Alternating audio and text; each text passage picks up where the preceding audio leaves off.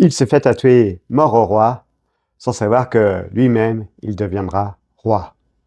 Jean-Baptiste Bernadotte est issu d'une humble famille d'artisans. D'abord, simple soldat, il va connaître une ascension fulgurante dans l'armée, devenant même général sous la Révolution. Farouche républicain, il se fait même tatouer mort au roi sur son torse. En Italie, il combat aux côtés du général Napoléon Bonaparte. Les deux hommes s'estiment, mais ils se détestent finalement, surtout après le mariage de Bernadotte avec Désiré Clary, l'ex de Napoléon Bonaparte. Cependant, il se distingue vraiment par ses compétences.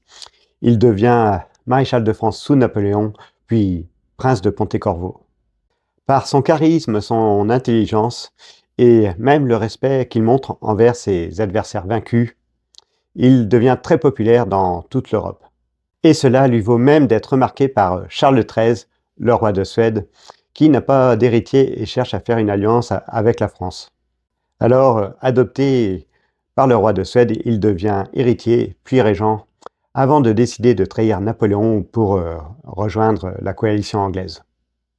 Et en 1818, celui qui n'était que le fils de simple artisan français devient roi de Suède et de Norvège sous le nom de Charles XIV.